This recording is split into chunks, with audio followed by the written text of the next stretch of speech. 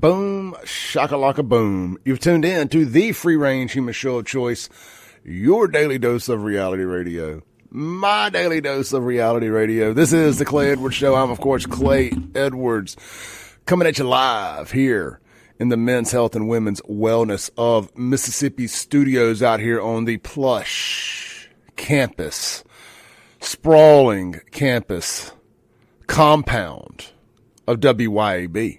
103.9 FM. The big stick, about to get a lot bigger. Stay tuned. You think we're everywhere now. You just wait. Gonna be calling me Clay 50K. Yeah, that'll make sense later. Anyway, I'm live this morning. Gonna be a big morning. Coming up top of the 8 a.m. hour, we got State Auditor Shad White making a return to the show. He's got a lot to say. Shad's been gone for a couple months. We hadn't had him on in a little bit. He was going to start being a regular guest, but his duty called. You know, Shad is a active member of the National Guard, and we appreciate his service and what he does. And he's got a lot to unload this morning. I hope an hour is enough time. Maybe I can talk him into staying a little overtime, and we can do a little online only. We'll see. He's a busy man. Busy man, Shad is. We're going to be talking about people on EBT spending money on junk food, ding-dongs, Twinkies, ho-hos, Coke. I don't like it. I don't think they should be doing it. I think they should be on a strict calorie-restrictive diet. You should, if you're on EBT, you should also be on keto, as far as Clay Edwards is concerned. Use it as a good opportunity to be forced to learn how to eat healthy. But, why is that even an argument? My boy, I love Sean, but Sean's on the other side of this. I just why is that even an argument? Why are we, inevitably, people who end up on EBT they stay on there a long time. They don't typically rebound and become extremely productive high earners. So there's going to be a point in time where we also are having to pay for these people's health care. Why would we co-opt making them obese and diabetic to later have to pay for obesity and diabetic health care? Make it make sense. You can't. It doesn't make sense. Man, I'm looking at myself on this video, and I'm like, man, I haven't been working out, and you can tell. Anyway. Hey, man, every now and then you get just the right angle on that bicep. Like, dang, come on in, young son. If I wasn't me, I'd hook up with me. If I wasn't me, of course. Anyway, I'm playing. Y'all laugh. It's supposed to be funny. The Guns and Gear text line, 769-241-1944. I ain't been eating no ding-dongs. On any level. No ding-dongs near me.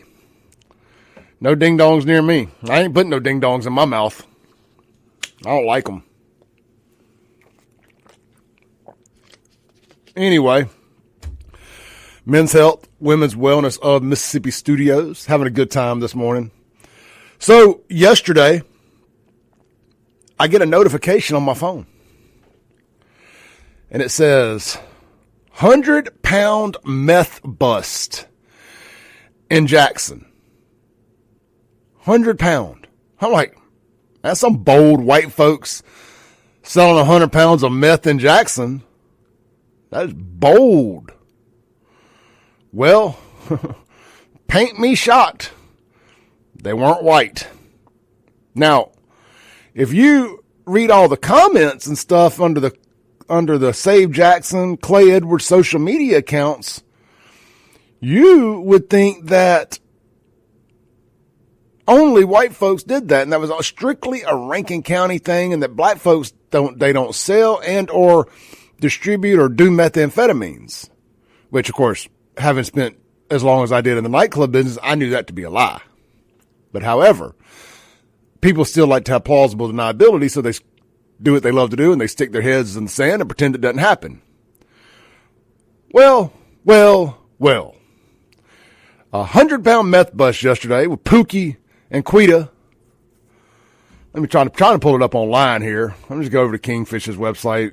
WLBT crashes this computer. Kingfish has got it right here. Let me pull it up. Let me share it on the screen here just for those that didn't. I did a breaking news live broadcast yesterday online. I don't do those too often anymore. But when you get a story like this, you got to go live sometimes. And I did yesterday, so y'all go back and watch that video, but we're really going to just about repeat it here right now this morning. All right, so we got that pulled up there. Let me see if I can make it a little easier to see. No, that ain't going to work. All right, there we go.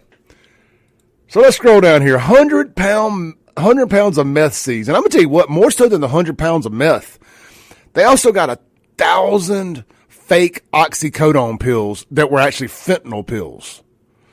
You know, one pill can kill, and that ain't just a fancy little saying.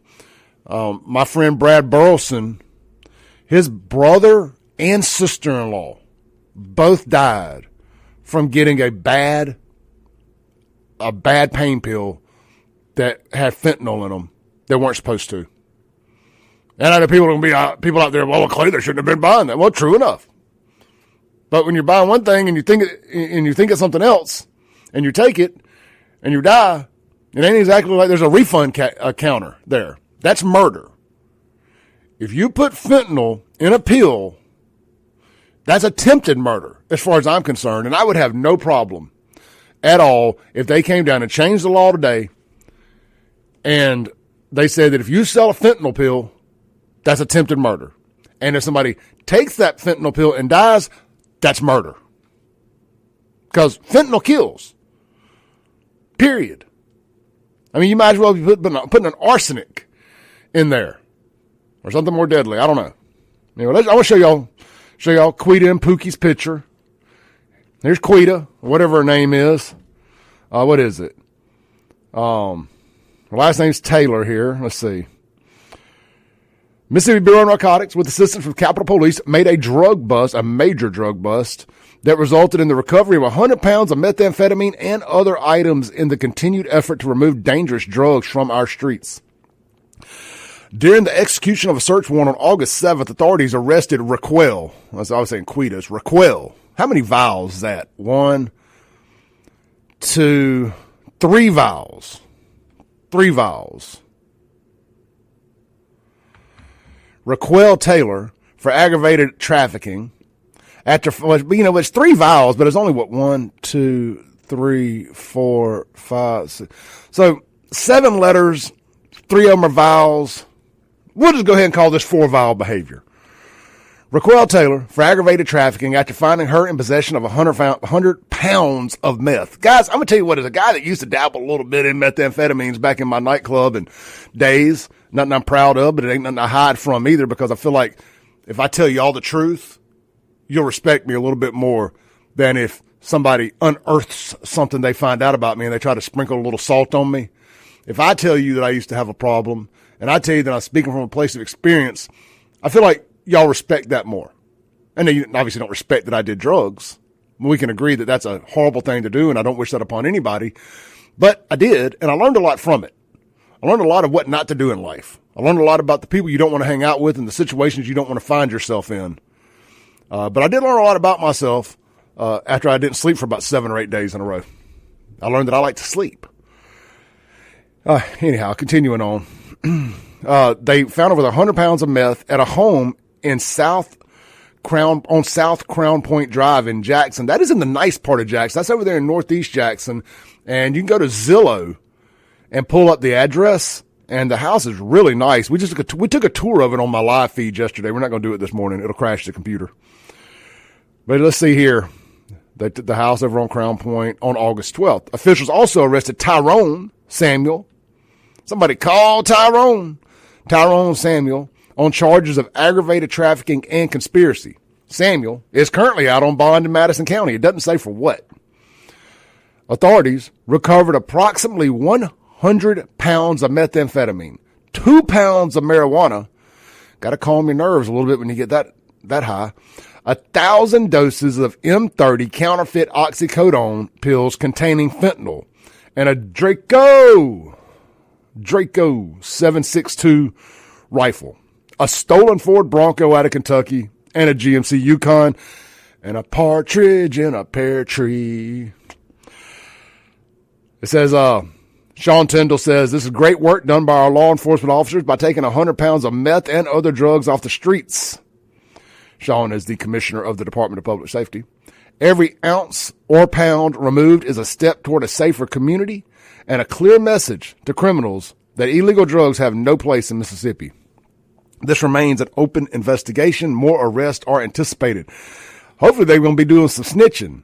Now, our FAFO champ here, Tyrone Biggums, this ain't his first brush with the law. Tyrone killed a man at the infamous Chevron gas station right there on Ridgewood back in 2021 and was arrested for murder. However, because we almost got us a 2-for-1, but Tyrone was a better shot. The guy he killed actually shot at him first, according to the security cams, and he FAFO'd a little harder, and Tyrone was able to get off of it. But what I was really surprised at was Tyrone wasn't already a felon, and they weren't able to, at least at minimum, get him with felon in possession of a firearm, but he will now be a felon moving forward. So we'll see if they get him again. If he gets out of this and they get him and he'll be a felon, and, it's a vicious cycle. It's a vicious cycle. But, back to the methamphetamine and black people. So I'm continuously told that that's a white people drug and all these white meth zombies roaming around Jackson. If they would just go back to Rankin County, Jackson could be saved. Well, if y'all been listening to this show long enough, you know my stance on this. I keep telling the good black folks of Jackson, if y'all's drug dealers would quit selling the good meth, we would have a lot easier time keeping our meth heads in Rankin County. But y'all over here selling the good meth, 100 pounds of it.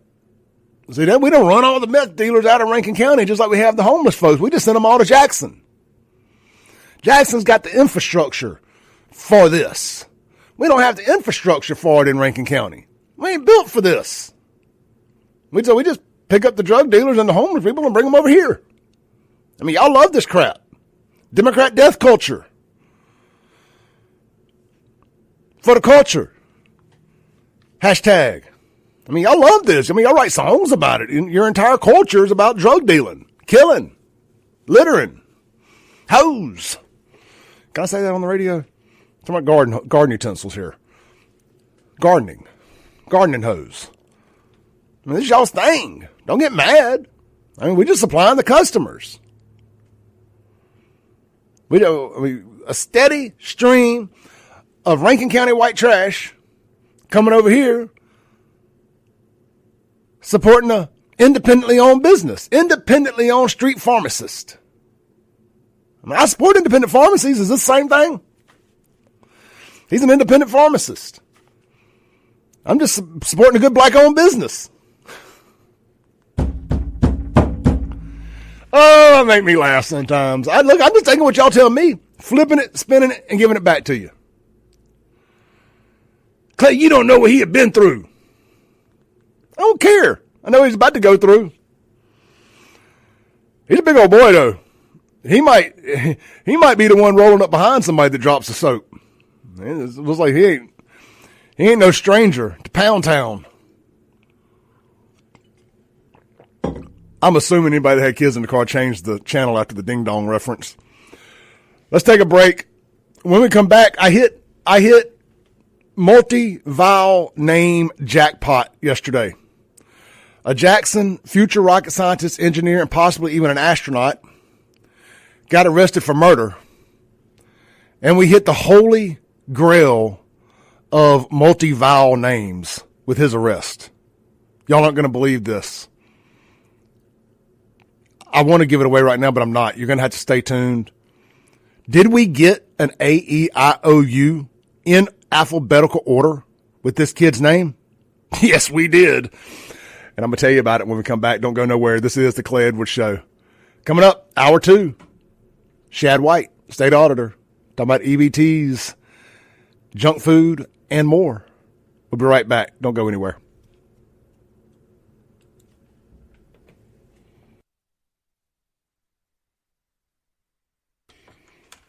Welcome back in to the Clay Edwards Show here live on WYAB. We are streaming worldwide at Save JXN on Facebook, X, and YouTube. We're also streaming at Stunning HD on Rumble at Clay Edwards Show. We have now got to where we are getting as many viewers on Rumble as we are on YouTube.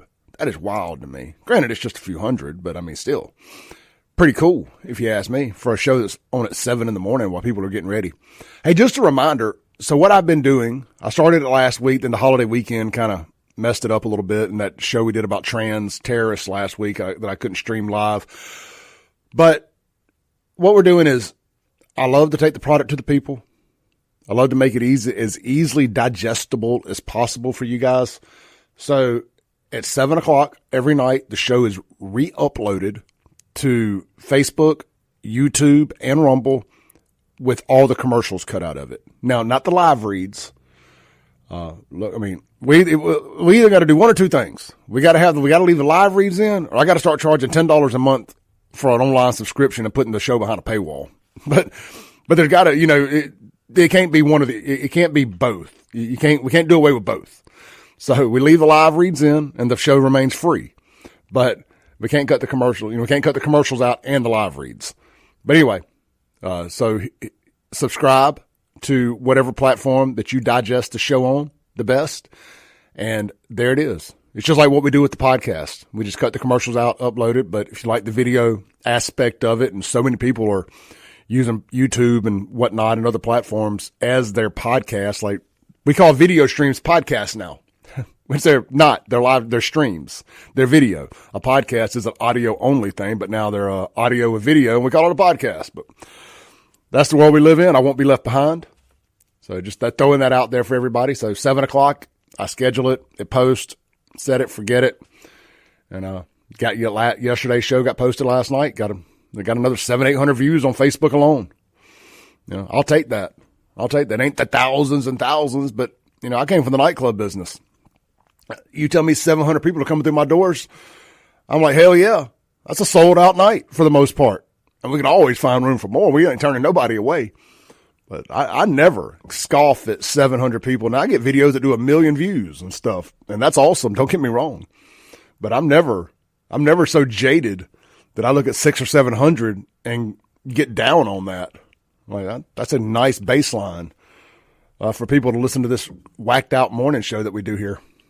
Real quick, Lakeland Glass and Tint. They've been here since day one. Check them out for all your home, car, and business window tinting needs. They got a new location for you right there in downtown Brandon, a block from my crib, right on the corner of 80 and 471, right there, kind of across from the pins and all that stuff.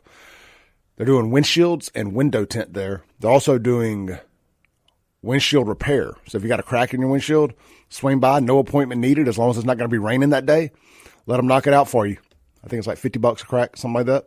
So can't beat it. Check them out. Home, car, and business window tinting, automotive glass repair and replacement, vehicle wraps, and ceramic coating and high-end details. And there's no telling what else all they got going on over there. But turn your vehicle into a rolling billboard today, or just change the color of it to one of them fancy matte colors that everybody likes so much. That's LakelandGlassandTint.com for a free quote today. All right. So there was a murder arrest from over the weekend, one of the deadliest Labor Day weekends on record in Jackson, as first reported by the Clay Edwards Show. And the name of the murder suspect, and I love doing this because there's going to be a whole demographic of people out there that get so mad at me that they're going to be defending the murderer by the time I get done here. And I love it. I love getting these people worked into such a pretzel that they defend the murderer to spite me. His name is Camarion. And I was doing my live stream yesterday, and I've got to where I like to count how many vowels these future astronauts, rocket scientists, and engineers have in their names. Because I don't know what, who, or why, but the more vowels they have in their names, the more prone I am to believing that they're guilty as charged, no court, no trial needed, lock them up, throw away the key, save everybody the headache and hassle. 4 or more, they did it. 5 or more, they're serial killers, and they need to be treated like Jeffrey Dahmer. Chameleon not only had 5 vowels, A-E-I-O-U were in order. Now, there was letters in between them, but either way, they were in order in the name. Man, I literally felt like I hit the Powerball yesterday when I was doing my live stream, and I figured that out. So I'm drinking my coffee this morning. So please, single moms of Jackson, please keep naming your kids dumbass names with a bunch of vowels so I can make fun of it here on the radio when they kill people or do otherwise idiotic things. F around, find out championship winners. This ain't a race thing either. By no means. It just is what it is. Stupid. Where do y'all come up with these names at? I mean, do y'all just, what I vision, tell me if I'm wrong, what I vision is, it sounds like the volume's a little high. What I vision is a fishbowl. And you know how when you work somewhere and they'll do like a raffle or something and you go by and they say, draw a letter out of the bowl. Like kind of like playing bingo or something. I don't know. Anyway, Scrabble. It's kind of like Scrabble. Here we go. This is going to be a Clay's version of Scrabble. You take a bunch of letters, like 10 of every letter. You throw them in a fishbowl. And you got to pull out, we'll say, 10 letters. And you got to figure out a way to make a name out of those 10 letters. And that's how I vision some of these names that y'all are naming your kids nowadays in urban Democrat cities. Because these aren't like authentic, names or anything like that. These aren't names from the motherland. These are just crap y'all are making up. Chameleon. Dejanay. What is that? Is that authentic Jackson? Authentic Chicago? I mean, you're making stuff up. White people, you ain't free of this either. Michaela, Braxton, spelling everything that's supposed to be EY with an EIGH or IEGH or whatever at the end. Millennial white moms, y'all guilty of this too. You don't get a free pass here. Kaylee Michaela. I saw a hilarious meme the other day. I've shared it before. Y'all know I have a thing for hairdressers because they're usually really hot because they take care of themselves. Like to me, there's nothing hotter than a 40-year-old woman that takes care of herself. Like I'm not into young girls. I like grown women that take care of themselves because like hairdressers are standing in front of a mirror all day. Yeah, Chris says Aiden. What did Chris say? Aiden, Braden, Jaden. And look, y'all just as guilty. So y'all don't be laughing at me talking about these black names with all these vowels. Because y'all are just as guilty about this nonsense. But there's a meme out there. But anyway, I love hairdressers. And not because I love talking about what they do for a living. They're usually just hot. Because they're standing in front of a mirror all day. Messing with themselves. Like, well, what else can I do to be pretty? Is it Botox? Is it makeup? Is it my hair? Is it this? Is it that? They're usually in shape, because they're staring in a mirror all day. And it's kind of a pissing match between the other girls at the salons. Well, I've dated 5 or 6 hairdressers over the years. And it never ends well. But it doesn't mean they're any less hot. All right, yes, here's the meme. I'm going to post this on my Facebook as soon as we go to the next break. It says, and it's got all these white girls lined up with the knee-high brown cowboy boots and blue jeans or blue jean skirts, and it just looks like vision fall white girls in Mississippi, like on a bachelorette party. And it said, proud mommies of Aiden, Braden, Caden, Jackson, Braxton, Taylor, Michaela, Paxton, and Tractor. They all got X's in their names or YNs and a bunch of A's. White girls love to find a way to put an A in a kid's name. When did an A become such a popular letter? Clay. All right, let's take a break. When we come back, don't forget we got top of the 8 o'clock hour, Shad White, state auditor, Mississippi. We're going to talk about po folks on EBT and should they be buying junk food or not? Should we be co-oping unhealthy food on EBT? And I, of course, 100% do not think we should. Frankly, I think they should have to all shop at locally owned farmers markets or grocery stores. They should, if you're on EBT and Mississippi's paying for it, I don't even think you should be able to shop at Walmart or Kroger's. Walmarts or Kroger's. You should have to shop at a locally owned place. And frankly, I think you should have to shop at a farmer's market. Direct farm to table, as far as I'm concerned. Start learning how to eat healthy. Start learning how to cook. You shouldn't be able to go to the grocery store and buy anything from the deli already cooked on EBT. No, sir. And I know they changed that up a few years ago. And some grocery stores figured out a way to hustle it, where they're selling pre-cooked food as deli items or whatever, where you can use your EBT to buy a plate lunch. I don't like that at all. No, You on EBT, you need to be cooking. You got time. You ain't working. Take your butt back to the house, pull out the pots and pans, and start cooking. Anyway, also,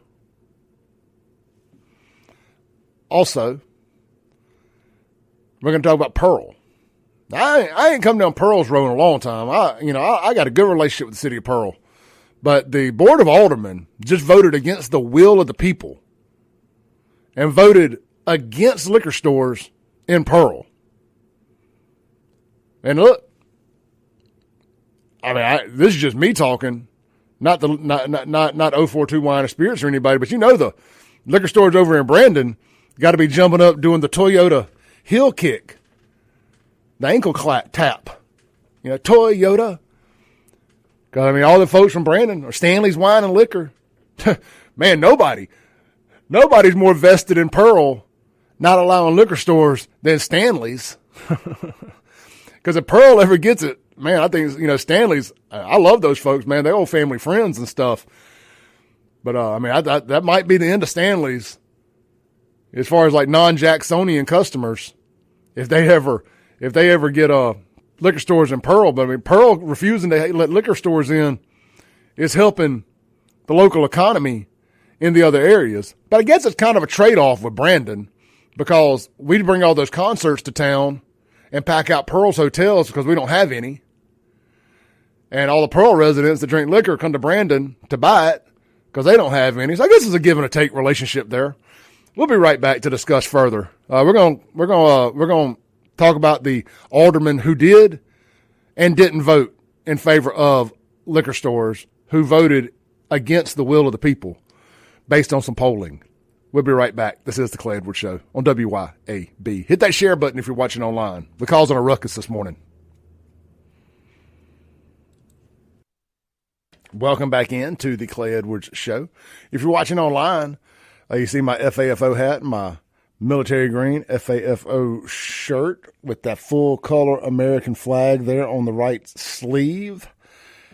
It is available in stock, ready to ship today. Got it in black and this military green. I've also got a couple in red and pink left. And when those are gone for good. For now anyway. Hats are still available. Buyfafo.com. Buyfafo.com. And I will be set up live in living color at the 3rd annual Mississippi Kings and Queens of Tattoo and it's called the 3rd annual Kings and Queens of Ink Tattoo and Art Festival at the Coliseum and Trademark Center next weekend, the 12th through 14th. Come by, visit my booth, hang out with us, take some pictures. Maybe we'll even do a live podcast. Who knows? We're going to be there all weekend. Going to be a good time. Really excited about it. Really, really excited. They gave me a big booth right at the entrance. I'll be one of the first people you see when you walk in. Haters, y'all come too. Come meet me. If you still don't like me when you're done, well, screw you. Buy a shirt and a hat while you're there. But anyway, with that said, I'm going to be talking, anybody that's interested in find out anything about testosterone or any of that stuff, I'll be there. Talk to me about it, man. I'll have the QR code set up. You can scan it right there, get an appointment. Maybe I can hustle somebody from Men's Health to come hang out with me and talk about all the things they do as well. But that's next weekend, September 12th through 14th. It's at the Trademark Center right on the fairgrounds. You know it's going to be safe down there. Capitol Police, all that stuff down there working. It's the 3rd annual Kings and Queens of Ink Tattoo Festival. It's going to be a good time. We'll be telling you more about it as we get closer. All right, Pearl. Man, I know they're disappointed over there. I talked to some folks last night who are just boondoggled at the fact that the Board of Aldermen voted down an ordinance allowing liquor stores. We're going to read the article. Well, it looks like this ain't an article. It's a video. I really didn't want to play any video. We seem to have nothing but trouble with that. Let me see here. Let me see if I can pull it up on my phone. I did post that meme, by the way. It's on my Facebook and Instagram at say JXN of all the white girls. I say they're all hairdressers, or at least, we'll just say hairdressers. I can never pronounce that other word. Estheticians. Definitely puts off a hairdresser and esthetician vibes. And that's a compliment, by the way, because they're all hot. All of them. I ain't never met an unattractive esthetician or hairdresser. I've met some chubby ones, but they were still cute. Let's see here. Let me pull this up real quick. Where'd it go? Man, I get a lot of text.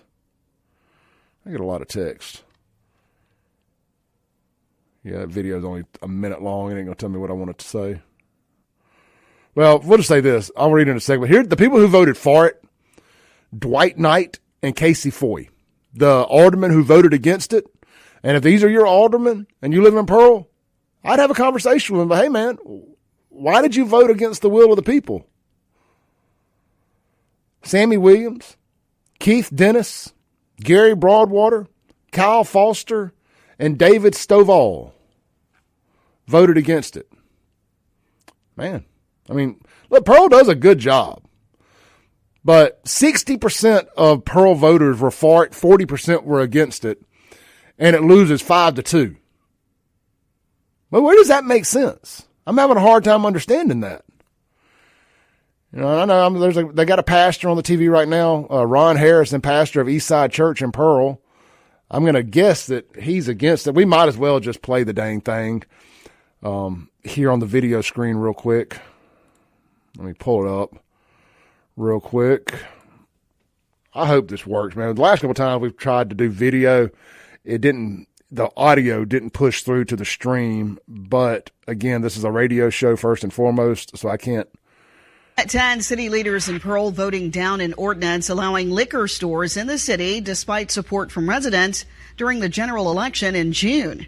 At a meeting tonight, the Board of Aldermen voted 5-2, rejecting that ordinance, which would have allowed package stores to open in the city. It comes after the general election saw 60% of voters in support of the ordinance. Mayor Jake Windham recommended approving the ordinance based on that vote, saying he is supposed to represent the people. Now, one resident says he's happy with the board's vote. He knows it was not an easy decision. We can't ever forget our people's voice within our cities. Those are the most important things. They're the taxpayer. They're the CEOs of the city. People are proponents of it and people are opponents of it.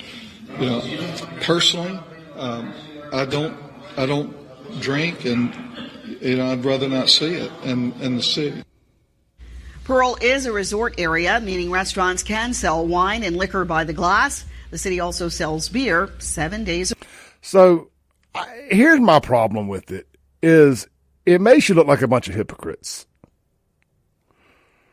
For what they've just said right there. Yeah, I can go to Pearl and buy beer 7 days a week, including Sunday, including Election Day.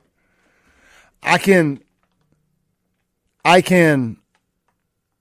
go sit down at any restaurant in Pearl and get a mixed drink 7 days a week, which I could argue that if you're going to pick your poison from a safety perspective, that is much, much higher risk for DUIs and stuff of that nature.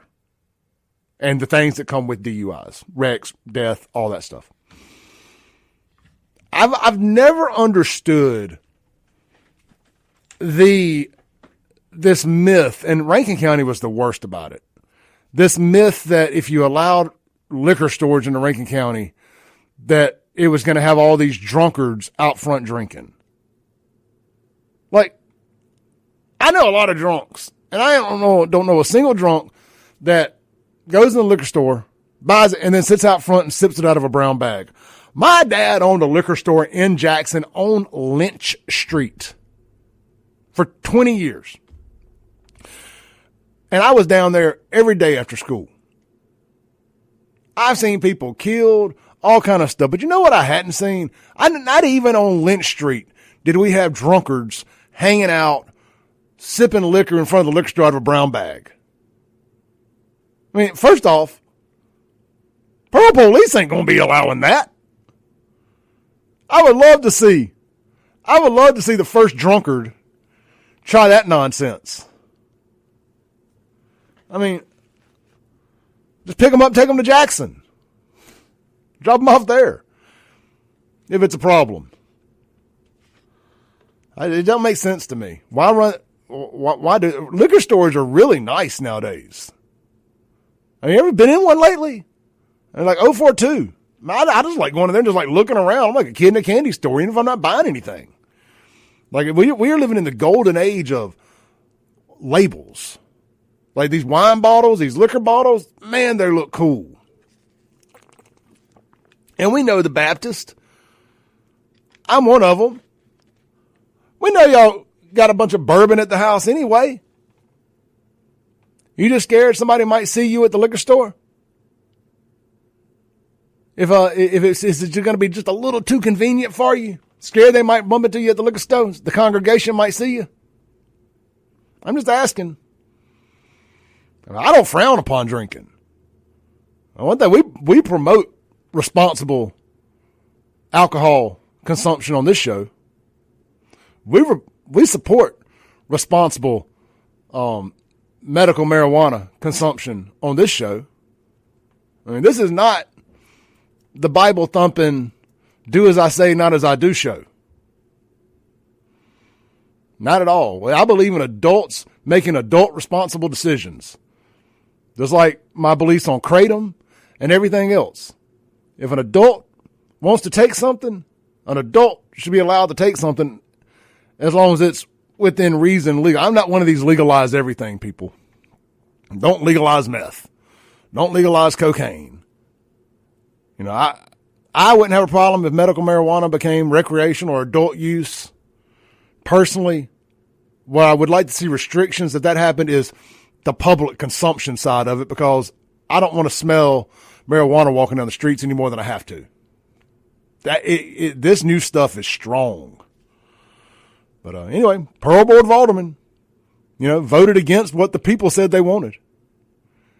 But it's okay to go in and sit down and get a mixed drink at any restaurant in town. That just don't make sense. But hey, look, I'm sure the liquor stores over in Brandon will be sending them all Christmas cards. Stanley's over in Jackson, sending them a Christmas card. The liquor store right there on Lakeland Drive in the quarter, going to be sending them a Christmas card. The one right beside it that's been there forever in that old gas station or whatever, right beside the quarter. It's a cool liquor store, by the way. Older. It's got the patio, like the covered patio you come at too. Anyway, we got to take a break. All right, guys, we got about 20 seconds here. Coming up in hour 2, State Auditor Shad White going to be here in the studio with me for the full hour. Can't wait for that. If you're looking for somewhere to eat lunch today, swing by and see the team over at McBee's right there on Lake Harbor. The Blue Plate special of the day is fried pork chop with all the crust on it. We'll tell you more about it. Don't go nowhere. We'll be right back.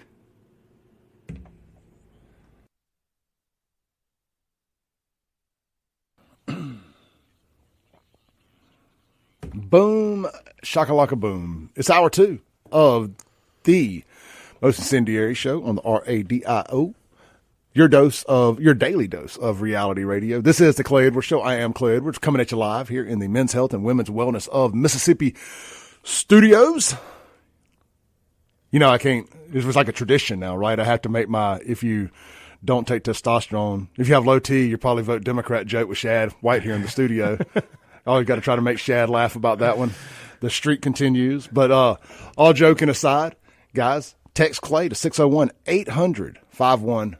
601-800-5130. Just text my name, Clay, and get you scheduled up for a free testosterone screening. But hey, man, they're offering so much more than just testosterone now. You got the compounded semaglutide for weight loss. You've got some peptides that help with your human growth hormone, get your body making the HGH naturally again. It's called Somorlin. I've been on it for about a week and a half. I'll tell you more about it as I learn more about it. But so far, so good. But look, they got a bunch of different things they can do for you. They can be your general physician and more for a low monthly membership fee. Save yourself a lot of money if you go to the doctors regularly. Even if you don't, go take advantage of that testosterone. Again, 601-800-5130. Text that number, text Clay, and they'll get back in touch with you. Get you scheduled up today. All right, man, here in the studio, State Auditor Shad White, been gone all summer. We got him back. Shad, what's been going on, brother? What's up, man? How are you? I was going on military duty for a big chunk of the summer, but good to be back here. Feels like I didn't miss anything. Everyone was like, it was quiet. And I was like, that's because I wasn't here. That's the whole problem. It really was. And you were quiet on social, too. Yeah. While you were gone. So I was trying to, about the last week or so. Yeah, I was trying to focus on that. And the office still continued to crank out good work. I would be in trainings or working out through the middle of the day and, do emails, phone calls, all that kind of stuff, and work pretty hard on the weekends to try to stay on top of auditor stuff. And as you probably saw, we continued to produce reports, and our investigations continue to go forward. We had several arrests and plea deals and all that kind of stuff happening over the summer. So the men and women of the auditor's office are doing a great job. There's about 130 of them, and they're killing it every single day. So I'm super grateful to be able to work with them. But it's good to be back here in person physically. And hat tip to all the National Guardsmen out there who have to do this every single day. When I leave, folks are going to notice a little bit, but you have cops, you have teachers, you have doctors, you got nurses, you got all kinds of folks who have normal jobs, but they get called up every single day and they do their National Guard duty, or they go do a training, or they go to D.C. or whatever it may be, and those folks and their families sacrifice. So hat tip to them for being willing to serve. Well, hat tip to you, my friend, for serving. We got a text in from James on the Guns and Gear text line. I said, I did not know that Shad was a member of the Guard. And yeah.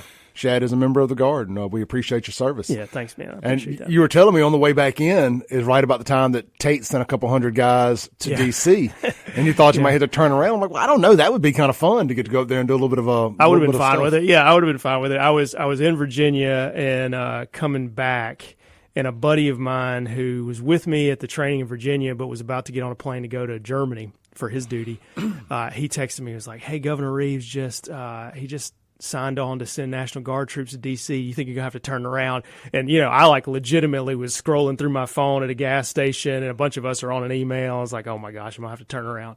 But thank goodness was able to come home, and that made my wife happy at least. She was holding down the fort with 3 kids, ages 6, 4, and 2 the entire time. So she was ready for me to be back. Well, that's the first thing I was thinking. I was like, I bet the wife is like, come on. Yeah, that's right. Yeah, don't go to D.C. Come on back home. And my kids were super excited to see me. My son, who's 2, has been following me around like a little duck in the house for the last 2 weeks. Just everywhere I go, he wants to be. So it's fun to come back and see them after being gone for a little bit. How long were you gone? 3 months. 3 months. June, July, and August. Yeah, that is rough, man. Yeah.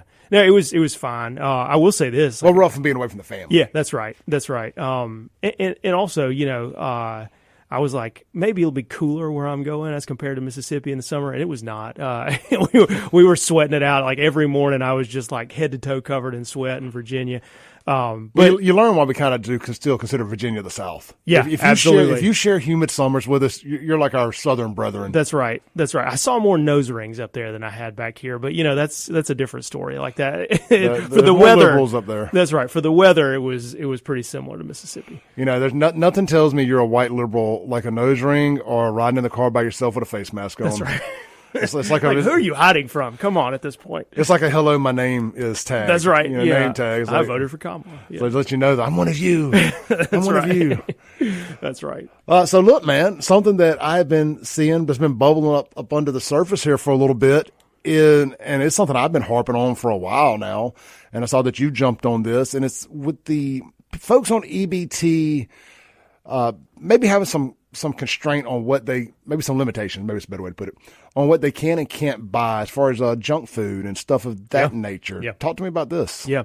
So we did a report a few days ago, actually, that just talked about this movement that's happening around the country.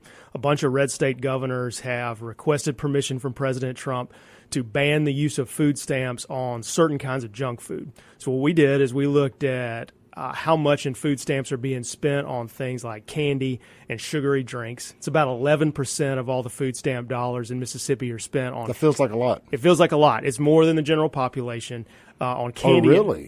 Yep. So we could compare it to the general population, too. It's more than the general population.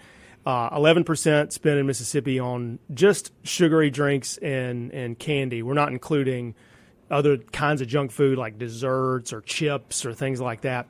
And so we said, all right, well, we know that sugary drinks and candy, whether you like it or not, are contributors to chronic diseases like obesity and diabetes.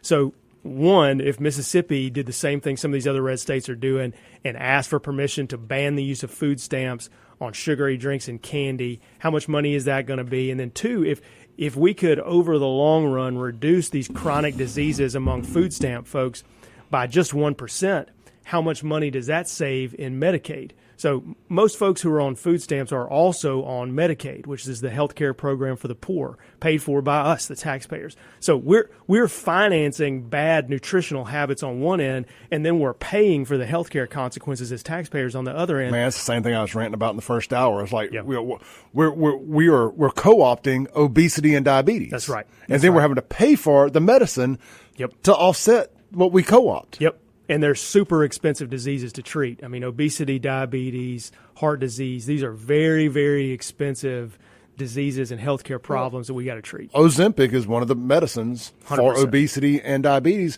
And I believe without insurance, it's around $1,300 a month. Jeez. And that's just to do one dose a week. Yeah. And I don't know what the dosage is with diabetes and whatnot, but just for weight loss, it's one dose a week. And it's so 4 doses are $1,300. Yeah. Ish. You know, when we pushed this report out, our analysts looked at the research around the cost of these chronic diseases. They looked at how many people who are on food stamps are also on Medicaid, how many of those folks are obese, how many of those folks have diabetes or chronic heart disease. And so we come up with this number. We say if we reduce those chronic diseases by just 1%, it would save the state about $22 million per year. And of course, what could we do with that money? Sorry to cut you off, but just think about what you could do with that as far as education and, I'm just thinking teachers, police, stuff of that nature. Absolutely, yeah. It would be, you remember a couple of years ago, there was $25 million annually dedicated to teacher pay raises, and folks said that's one of the biggest teacher pay raises ever. So, again, this is just a sort of common sense decision that could yield big returns for taxpayers in the long run. Unfortunately, the reason I think that this doesn't get talked about a lot is as soon as you say the words out loud, somebody's going to say to you, and they have said to me, well, that's super unfair, super racist, super mean. You want to tell people they can't buy candy or Cokes just because you don't want them to. And the truth is that nobody is banning a person from going out and buying a Coca-Cola or banning a person from buying a Snickers bar. You can do just like we do, which is use your own money to go out and buy the Snickers bar, go out and buy the Coca-Cola. You just can't use my money to go do it because I don't want to pay for it, and then I certainly don't want to pay for the obesity on the back end or the heart disease on the back end. So, regardless of the names that people are going to call you, we need to be willing to step up and talk about some of these common sense things. And other governors are seeing it out there right now. I think Governor Reeves is also open to it. He's expressed that as well. We just wanted to put some data on this and show people, hey, yeah, this is a real problem in Mississippi specifically, spending food stamp money on this kind of stuff. And also it can generate some savings in the long run if we're smart about this. Well, when somebody tells me it's racist, to me, I feel like that's them being racist, automatically assuming that it's majority black people on EBT. Absolutely. When the numbers don't bear that out. Absolutely. Nationally, I'm not sure about Mississippi, but nationally, way more white people are on federal assistance welfare than black people. So this is not a black-white issue, my opinion. This is, I don't care who you are, what color you are, what religion, any of that. I don't want to pay for your yo-yos and ding-dongs and Coca-Cola. Yep, that's right. Period. I want, go, I think, and I mean, I could even be a little more extreme on this and say you should have to shop at a farmer's market. Yeah. With this stuff, or locally owned grocery stores. You shouldn't even be able to go shop at a Walmart or a Kroger or any of these national places. But I mean, they pay taxes too. It is what it is. I know that's just me wishing, because I'm just a diehard, die-in-the-wool supporter of small business. Yep. But with that said, I don't want to pay for this crap. Yeah. And that Oliver Anthony song comes to mind constantly. 100%. About, That's exactly what I thought of when we first released this report, was the ding-dong line or the ho-ho line or whatever it is from the song. Here's the other thing, too. You talk about making smarter decisions with just how food stamps can be spent. The system as a whole really does not make a ton of sense. So, for example, if you're on food stamps and you walk into a Walmart today and you put in your grocery cart a whole bunch of Coca-Cola, and then you, on your way out, they have that little kiosk right there with hot rotisserie chicken. You're like, all right, I'm going to buy hot rotisserie chicken as well. And you pick that up and you put it in your grocery cart. Obviously, of those two things, the hot rotisserie chicken is a much healthier choice. It's a healthier source of protein. Coca-Cola is not. You go to check out, your food stamps can be used to purchase the Coca-Cola. It cannot be used to purchase the hot rotisserie chicken. Correct. That makes no sense at all. Absolutely no sense. So we at least need to be talking about this stuff and talking about how we can be smarter about how we spend taxpayer dollars, how we allow folks to spend taxpayer dollars. And that's when you get better government in the long run, is you get more efficiency, you get people making better decisions, and you get taxpayers more comfortable with these programs because they say, well, at least the programs are starting to make sense. At least we're banning the use of candy on food stamps or with food stamps. Yeah, I've seen some people say, well, it's disproportionately unfair to people who are, poor people, this, that, and the other, to already put these other restrictions on them. Like, well, clearly I hate to be the bad guy, but actually I don't. They obviously need some restrictions on them. You need to start learning some budgeting. You need to start learning what's good for you, what's not good for you. Because if you think that it's okay to go get government money and go buy junk food with it, your whole basis of financial budgeting and good health decisions is out of whack to begin with. Yep. The food pyramid stuff that we're teaching people in school is out of whack. Yep. I mean, the fact that we even serve Cokes in school is a bad decision, in my opinion. Yep. We shouldn't have any soft drinks in the schools. Yep. Shouldn't have them in hospitals. Shouldn't have them in any of these places. Yep. But whatever. It's capitalism. But I don't have to necessarily like every aspect of it. Yeah, and folks are free to make the choice that they want to make with their own money. I think that's the big thing to point out, is that nobody is restricting your ability to go buy a Coke. I'm just saying I'm not going to pay for it. Right. That's the big difference. Well, you brought up the point about like the deli food, the pre-cooked chicken. Yep. Now, I've always been on the other side of that, where I don't think they should be allowed to buy anything pre-cooked, because if you're on some type of government assistance, EBT in particular, I just always go to the fact of somebody not having a job. And I know some people do work and are on assistance. Sure. But for the people who aren't, I don't think we should be buying any pre-cooked deli food for them at all. You got time to cook, go home and cook. Yeah. But it is a good point about the rotisserie chicken. I didn't think about that. If I got to pick my poison, I'd rather not pick your poison. That's right. Yeah, I'd rather you get the rotisserie chicken, get that protein, versus that box of chocolate or that Coca-Cola or whatever. And I don't know. I know some grocery stores kind of tweaked the way they scan their QRs and they load things into their system, because that's how all this is done. It's their QRs, right? Yep. That's why it's going to be. Sean was against. He said, "Well, how are the grocery stores going to know?" Well, it's all through their QR system. Yeah, they already know. Yeah, they already know. You scan it, and it's either qualifies or it doesn't. That's right. That's how you know it doesn't qualify. But I know some places they went through and they redid their deli, where they could sell deli or plate lunches, and it be able to work through EBT, because they would just register it as like maybe sliced deli meat instead of. Yeah. And maybe I guess I better not say who does that, because I don't want to get anybody in trouble if they're breaking the law. But I think they figured a workaround so they could do their blue plates on EBT. But I got a problem with that. Like, I don't think you should. But if I got to pick, I'd rather you go get a good healthy lunch than a box of ding dongs. Yep. I don't know why we picked ding dongs to be the chocolate that we make fun of. The poor ding dong of. Company out there. There's a lot of bad food out there. Don't use your food stamps. I mean, look, I'm guilty as anybody on eating that unhealthy crap. If I walk into a gas station, I can't help myself. Where are the Oreo cakesters at? I mean, I pay at the pump now just to avoid going in the gas station and get Cakesters. Somebody asked me, if I eat fast food. And I said, well, before I was in politics, if you'd asked me that, I would have said I never eat fast food, like 0 times a week or month. And now in politics, I have to be out on the road a decent amount. Like I go out and speak and tell people what the auditor's office is doing. We get a ton of tips, whistleblower tips in by me going out and doing a Rotary speech and then folks pulling me aside afterwards. So I'm on the road a lot.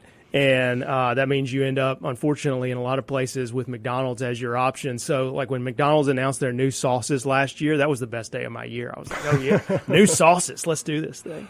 I love it. All right, look, guys, I see y'all calling, man. We're not going to take any calls today. If you got any questions for the auditor, text me on the Guns and Gear text line, 769-241-1944, 769-241-1944. This interview is brought to you by Mazda of Jackson. Check them out online today at MazdaofJackson.com. Don't forget, every new Mazda comes with a lifetime powertrain warranty and a year of basic maintenance covered free of charge at Mazda of Jackson. Go see them in person right there at Briarwood Drive on 55, or again, shop them online 24/7, 365, MazdaofJackson.com. We'll be right back with Shad White here in the studio.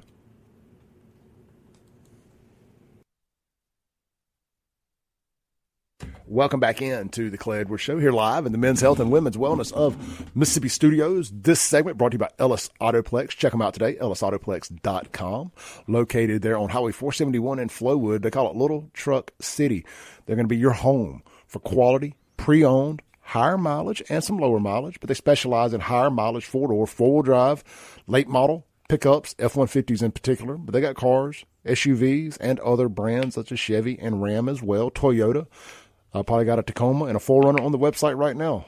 Broncos, all that good stuff. Check them out, ellisautoplex.com. And don't forget, they buy vehicles, and they pay top dollar for them, fair market value. Let them swing by, put a number on it for you. Or you swing by, let them put a number on it for you. And I see Casey and the team. Tell them Clay sent you. Ellis Autoplex. Again, ellisautoplex.com. Check out their selection today. Follow them on Facebook, man. They do such a great job posting all their upcoming inventory stuff they just got that's on the way to the dealership, or stuff that's at the dealership that hasn't gone through recon yet.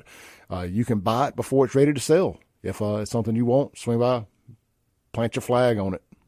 All right. We got Shad White, State Auditor, here in the studio. Shad, we got a couple comments on the Guns and Gear text line. And I love hearing from the people. Yeah, come on. So are you ready to announce that you're running for governor yet?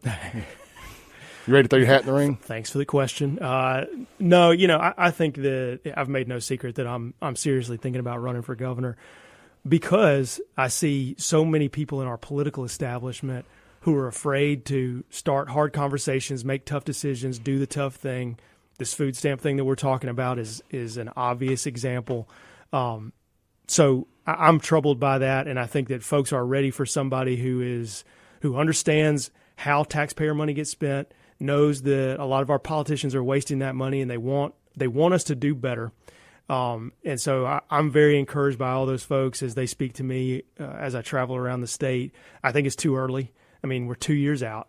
And so I think that I'm going to continue to focus on doing my job, trying to do it well, and telling people, the common sense ideas that I have to make Mississippi better. I think Mississippi has a ton of momentum. I think we've got more potential than any other state in the entire country. I love living here. I love raising my family and my 3 kids here. I think we can continue to do better. But for right now, I've got to focus on doing my job. And once we're much closer to time, then I'll come on the Clay Edwards Show, and then we'll make some announcements. I like it. And I think you do run the risk of candidate burnout. Yeah. When you announce too early, and that's not a shot at anybody or anything, but I think you do run the potential of a little campaign burnout, because there is this sense of you're selling yourself to people, and if I feel like you're always trying to sell me something, do I lose your message? Does your message get diluted a little bit? Versus what's you're doing your current job versus what's selling me on this next job? Yeah. And when you blur those lines a little bit, it can be a little nauseating, a little fatigue-ish. Yeah, and look, I think you said it the right way. That's not a knock on anybody. Andy has obviously already announced. That's not a knock on him. No, not at all. Everybody's got to make their own decisions about when they do what, and that's their own call to make. For me, I just feel like, all right, what I want to talk about is the set of ideas that will make Mississippi better. Let's have a conversation, a big conversation about that. And then at the end of that conversation, if folks say, well, like Shad White has the background and the ideas that I want to get behind, great. And if enough folks tell me, hey, you ain't it and we want to do something else, then that's good to know too. So I really want to focus on talking about how we can make Mississippi better. What are the things we need to change? What are the things we need to keep doing? And focus on that for at least the next year. Well, I understand Andy doing it because in his position, he's got 2 state fairs and 2 Dixie Nationals that he's going to be the face of for the most part, that he's able to use state funds to promote and promote his face all over it. So just from a business perspective, I absolutely understand why he would do it. And I don't have a problem with it because, hey, that's one of the perks of being being ad commissioner and getting able to do that. And I completely understand it and I get it. And heck, I respect it because it's just, it's playing the system the way it's laid out for you to be able to. Yeah. So that's the decision he's made. Got another text here, and you may or may not want to get into back and forth about this, but I do like the DEI aspect of the question. This is on the Guns of Gear text line. It says, does the auditor have any comments on his recent back and forth with Tommy Duff about funding DEI and enforcing vaccine mandates at universities? Yeah. Well, I'll say this, again, talking about doing your job and focusing on that. I think Duff said something in my direction, or at least this is what a reporter said about needing to focus on my job. Well, as you can see, every day I'm focused on my job, trying to do this the right way. In the last 7 years, we've recovered more money in the state auditor's office than any other 7-year period in the history of the state, over $75 million at this point. So we've got a great team at the auditor's office doing my job. So I certainly didn't appreciate the comment. And what I said in response was, well, look, Duff served as chairman of a very, very important government board, maybe the most important government board in Mississippi, which is the board that runs our universities. And when he was on there, that's the time when DEI got created at our universities. There were votes to hire the DEI officers at one of the universities. There's all sorts of stuff that happened during that period at Mississippi universities that was the wokest, dumbest stuff that you see at any other of the big liberal universities around the country. And I think that's important. I think that's important for this reason. Our universities are, I think, a critical piece of the future of our state because our biggest long-run challenge as a state is educating the workers and thinkers of the next 25 years. You cannot overstate how important it is to focus on the basics at our universities, good common sense career paths for people. And we have been distracted, the universities have been distracted by this woke DEI nonsense. And unfortunately, I think the reason that these liberal professors and administrators were allowed to get away with that for so long is that nobody wanted to step up and challenge them. Everybody wanted to just be buddies with everybody and say, yeah, y'all keep doing what you're doing. Oh, diversity, that sounds good. Keep going. Nobody asked any tough questions. Nobody stood up to them. And then we looked up a few years later and we got all kinds of nonsense out of our universities, not just DEI, but as you know, Clay, for a little while, University of Mississippi Medical Center had an LGBTQ clinic where they were treating minors, children who claimed that they were transgender, boys who thought they were girls, girls who thought they were boys. And that was happening here in Mississippi, and we were paying for it with taxpayer dollars. It was also sponsoring pride events. Absolutely. I think Pride Jackson or whatever it's called. Absolutely. UMC is one of the big sponsors of that thing. Yeah. Hold on. Is that private money that you're sponsoring this pride event with? Because of this tax money, I got a real problem with it. And it feels borderline illegal to me. Yeah, I looked at that. Pride Week was also sponsored in Oxford by the DEI office at the University of Mississippi. So again, all that stuff was happening at these universities. Should they have to equally balance? If we want to throw a MAGA week, should they have to sponsor that too? Don't hold your breath on MAGA week happening at the University of Mississippi or any university. Sure. So I had a huge problem with just that kind of stuff happening in our universities. And I think the folks who didn't stop it or voted for it or were asleep at the wheel, they bear responsibility for that kind of stuff happening. That's what you agree to be responsible for when you sit on a government board. So, and I wonder where he was on that board. So, I've sat back with the Tommy Duff thing, kind of a wait and see approach. Because I know that the billionaire thing, it's going to play well. The story plays well. It's a Trumpian type story from Mississippi. We don't have two billionaires, him and his brother, here in the state. So I was just from a spectator sports standpoint. Sure. Like, let's see how this plays out. This doesn't play well in his favor, if you ask me, and I wasn't aware of this. Well, the key element of Trump is not just the amount of money that he had. The key, because there are a lot of rich people in America. The key element that made Trump popular is that he was willing to stand up and engage in tough fights and tell the truth when it was politically unpopular. That's what made Trump Trump. Absolutely. And he had a hot wife too. All those things help. All these things help. And a great family, great children. Yeah. All these things help.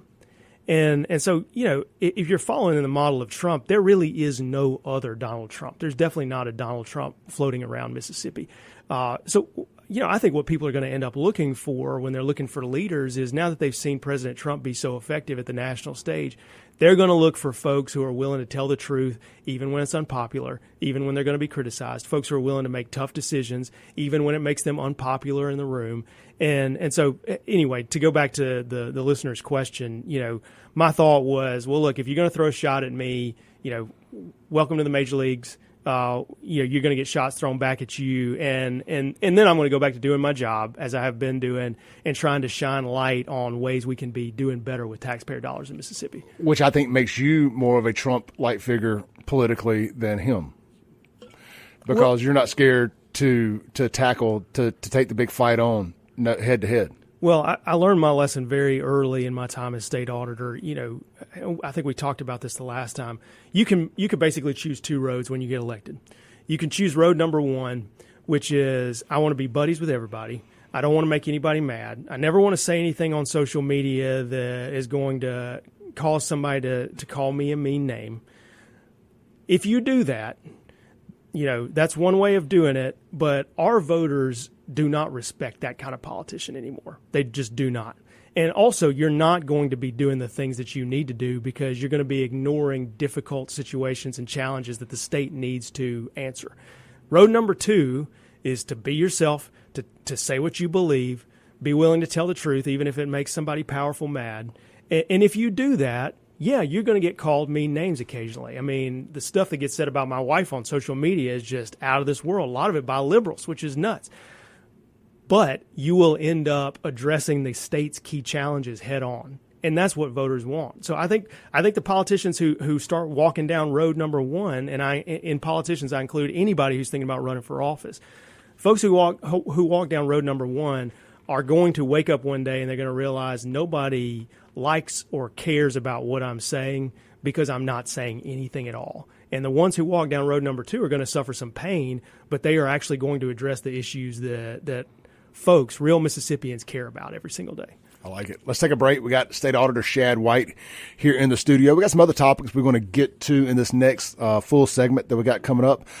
Buckle up, hold on, rip the knob off if you're on the radio. If you're watching the live stream, hit that share button, hit the like button, drop a comment. If you got any questions for the auditor, text in the Guns and Gear text line, 769-241-1944. We'll be right back.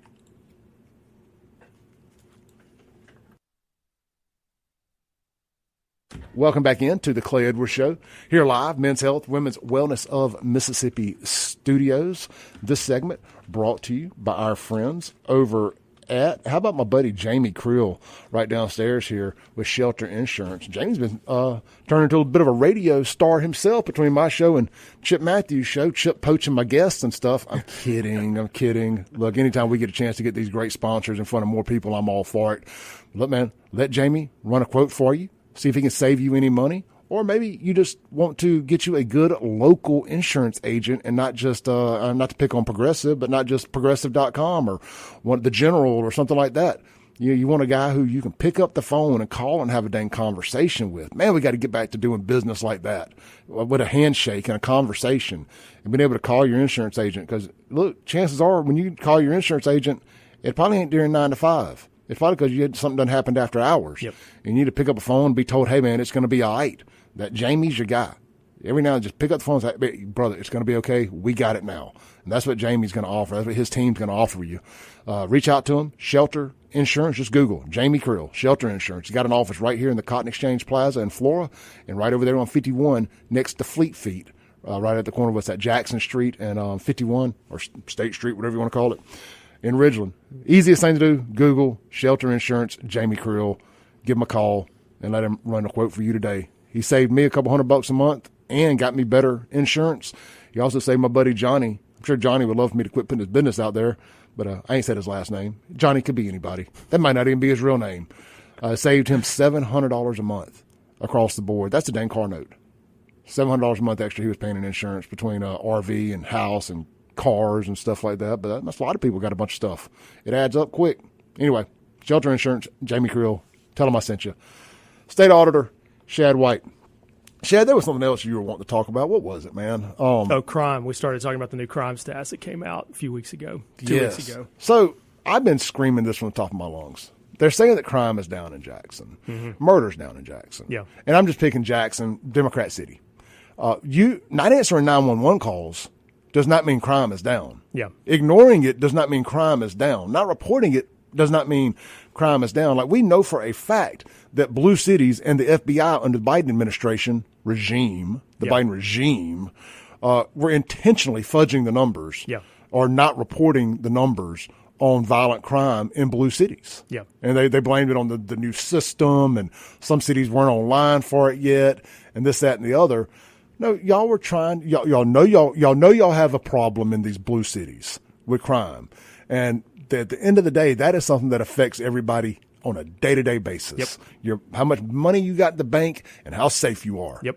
Like, those are the two things that are the most important in your life that other people have some sort of control over.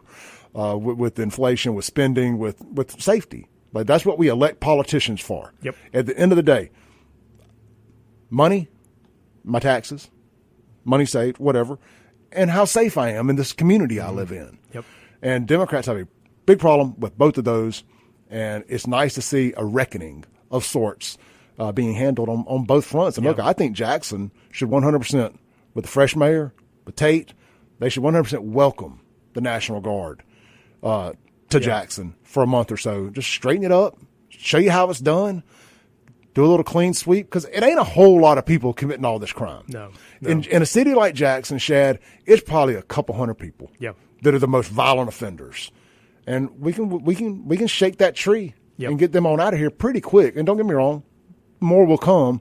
But I think if you come in and show we're not taking this crap anymore, it will make people think twice. I mean, you said it off air. I think that the one thing that's easy to do is blunt force trauma. It's just brute force when it comes to fighting crime. It's the only thing that works. Sending a social worker out there with a badge, a violence interrupter, a credible messenger, while I think there is a place for that, not as a substitute for law enforcement. It doesn't deter crime. It doesn't solve crime. You know, there's a bunch of research on this, too, for anybody who's a nerd like me and wants to read about it. There's a great book by a guy named Raphael Mangual called Criminal Injustice, and he summarizes decades of criminology research. And the one thing he would say that is the most common finding in all these studies is more police equals less crime. More police presence equals less crime. It's both common sense and it's backed up by all this research. And I think you're 100% right. Jackson is Exhibit A. Like, we have to have a safe capital city. It's a terrible situation when Mississippi still ranks number one for per capita homicides more than any other state in the entire country. That's what that new federal data came out and said a couple weeks ago. And that's with almost 50% down from the previous year. Yeah, that's right. Going down, but still worse than everybody else, right? But violent crime is still, kind of up there with it. Yeah. And it's just because there's some bad shots that we haven't had more homicides. 7 people got shot in Jackson this weekend, Shad. I read that. 3 got killed from shooting. Another one got killed in a hit and run. Yeah, that's wild. That's wild. And folks, I know folks will say, I grew up not in Jackson. I grew up in rural southeast Mississippi, 2 hours from here. What town? At Sandersville. Town of 700 people. We didn't come to Jackson. Like, Jackson may as well have been New York City or, on Mars. And I know there's some folks, maybe even my parents or these kinds of folks who would say, well, like, what do I care about what goes on in Jackson? Well, here's the thing. Jackson for the last 20 years has been a magnet for young people who want to stay in Mississippi. Whether you like it or not, a lot of you may live out in Macomb or Tupelo or wherever, but a lot of your kids and your grandkids, if they stay in Mississippi, you're going to end up living in Jackson. Even if they don't, your kids are probably going to go on a field trip to a museum in Jackson. You want Jackson to be safe. You really do. It goes back to the brain drain thing. 100%. 100% it does. We need an urban area for young people who aren't ready to start a family to want to go lay down some roots in the meantime. And economic growth. Again, Georgia has grown because Atlanta has grown in the last 50 years. The rural areas of Georgia have not grown as fast. Atlanta has grown. Mississippi's best shot for growth, our really only big metro area, is Jackson. We also have the coast, which is doing well in DeSoto County, but Jackson has to be a part of the solution here. And an unsafe Jackson is a Jackson that's not going to grow economically. I will say Dallas, man. I didn't know that Dallas had I knew they had a black mayor. I didn't know he was a black Republican. Mm-hmm. And it makes so much sense. I watched a nice little mini documentary about them becoming the Y'all Street. Yeah, instead of Wall Street, Y'all Street. I love it. I didn't realize that their mayor was a conservative black dude, and I'm like, man, see, this is what works. They're about to have their own stock exchange in Texas. That's what they call it, Y'all Street. Yeah, absolutely. Yep. And look, I'll say this: I think Governor Reeves has done a very good job reforming the Capitol Police. That's one of the things that does not get talked about a lot. A lot of headlines have been written about the data centers coming in, and Governor Reeves gets a ton of credit for that.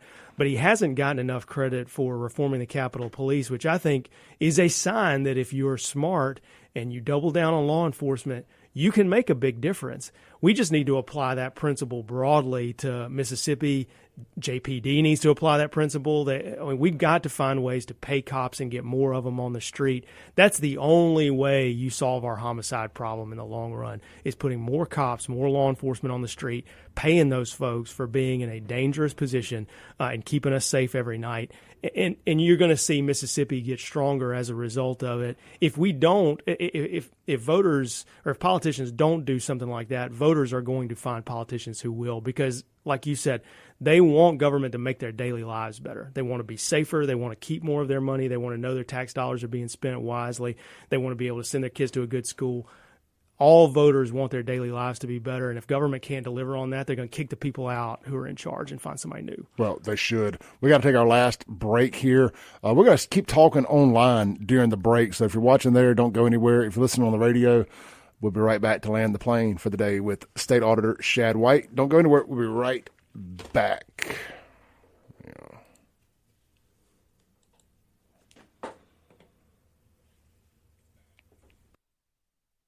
All right, we are still live online. Yeah, Shad, I think it's a great point. That's something that goes back to it's our opening conversation about $22 million a year that could be saved on the EBT and junk food, whatnot, that could be used to help fund more police in Jackson. Yep.